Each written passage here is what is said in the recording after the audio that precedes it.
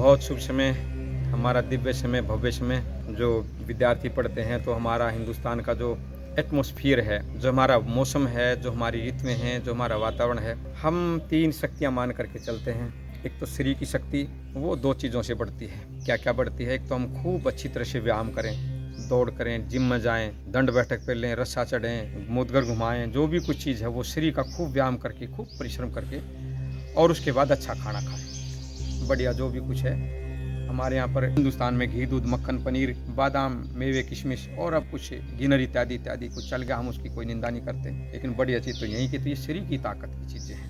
इस तरह से शरीर की ताकत बनती है, और इसका परहेज ये है कि बुरी चीज़ों से बचें, गंदे खान पान से बचें, अच्छा खान पान करें। ये तो शरीर की ताकत। एक ताकत होती है बुद्धि की ताकत, वो हमारी कई तरह से। हम देखते हैं तो बुद्धि की ताकत, अच्छा चीज़ देखें, अच्छा सुने, अच्छा पढ़ें, अच्छी सब कुछ देख करके, हम दूसरे के मुख से सुन करके, पढ़ करके, देख करके, वो बुद्धि की ताकत बढ़ती है। और एक ताकत जो है वो आत्मा की ताकत होती है, वो जिसको भक्ति की शक्ति कहते हैं। तो वो तीनों चीजें क्या है, शरीर की ताकत भी, और बुद्धि की ताकत भी, और आत्मा की ताकत भी, वो तीनों ताकतें। सर्दी का जो महीना जो अब चले गए, लगभग नवंबर से शुरू होती है, नवंबर, दिसंबर, जनवरी, फरवरी, मार्च, ठीक मौसम रहता है। तो कुछ गड़बड़ होने लगा, मच्छर मक्खी नहीं होती, गर्मी नहीं होती, तो विद्यार्थी पढ़ता है। अब छोटे बड़े से भी विद्यार्थियों की परीक्षाएं होंगी, तो बहुत सारे विद्यार्थी आकर के पूछते हैं, महाराज जी परीक्षा में कैसे बैठे, क्या लेकर के जाएं, कैसे परीक्षा दें, कैसे पढ़ें। तो उन विद्यार्थियों को, उन छोटे छोटे बच्चों को, बड़ों को भी, बहुत तरह की परीक्षा तो अब चलती रहती है, लेकिन पढ़ाई भाई 2 प्रकार से होती है, जो मेरा अपना अनुभव है।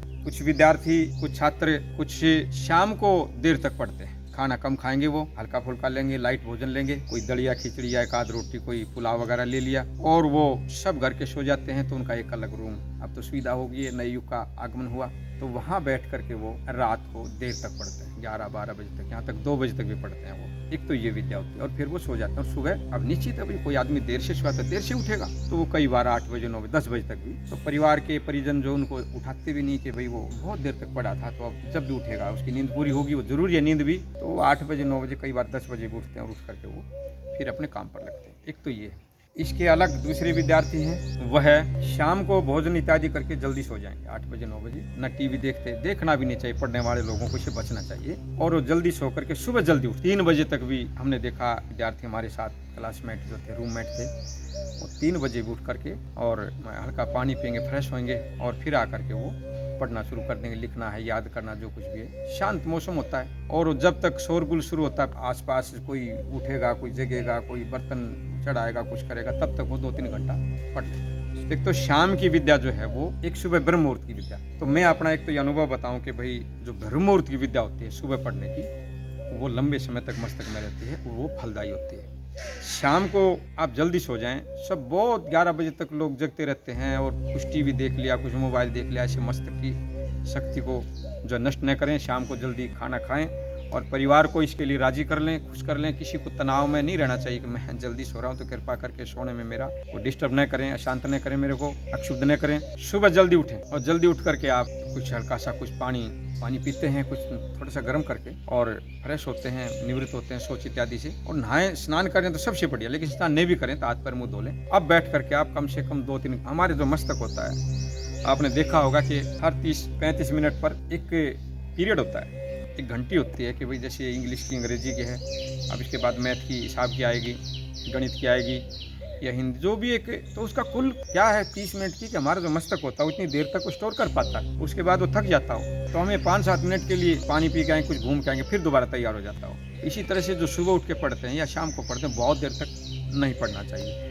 ये 4-4, 5-5 घंटे, तो उसको मस्तक में जो है वो, आप मस्तक को थका रहे हो, कुछ नहीं कर रहे आप पढ़ नहीं रहे, मस्तक को थकान दे रहे हैं आप, और फिर चिड़चिड़े होंगे, मैंने तो इतनी देर तक पढ़ा, फिर मेरे को याद नहीं होती। एक तो उन विद्यार्थियों को खान पान पर बहुत ज़्यादा ख्याल रखना है।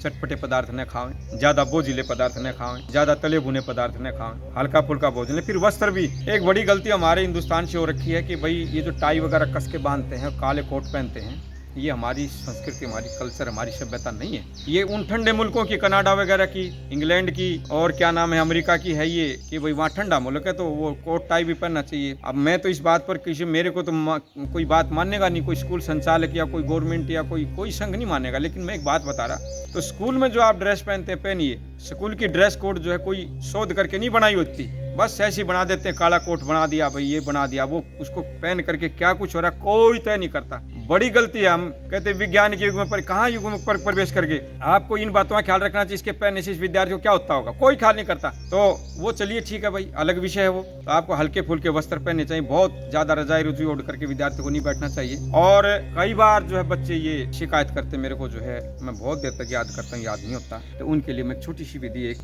मिनट की विधि बताता हूँ। मैं उस विधि को जो है आप आजमाएं और उसको करके आप अपना फायदा उठाएं। विधि क्या हो कि हमने जो सारा प्राण, सब श्वास शरीर के अंदर भरना है, हृदय के अंदर भरना है, फेफड़ों में भरना है, पेट तक पूरा फुल भर लें। और फिर हम जो है जीभ को कोई जो है आधा इंच बाहर निकाल करके दांतों से हल्की दबाएं, इस तरह से जैसे मैं बता दूंगा। और फिर हम सब द्वारों को बंद करके, जैसे कान को बंद कर लें, आँख को बंद कर लें, नाक को बंद कर लें, और जो है वो हमने भ्रामरी प्राणायाम करना है। मैं बता ही देता हूँ आपको, आपने भी बंद करें, तो इस तरह से करें। कोई भी विधि जो है वो बोझिल नहीं होती, तनाव युक्त नहीं होती। तो आपको सिर्फ ये आंखें बंद करके और वो भ्रामरी प्राणायाम करना, खाली इस तरह से करना। मैं करके दिखाई देता हूँ। ये आपने कोई 2-3 मिनट करना, 2-4 बार।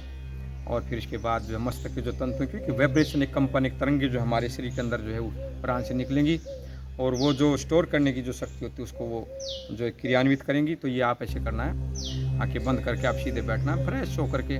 कोई तनाव शरीर पर, भूख का, प्यास का, सोच स्नान का, कोई थकान गर्मी कोई ना हो, ठीक ठाक हो, तो ये विधि करनी चाहिए। तो आपको थोड़ी सी जीभ आगे निकालनी है।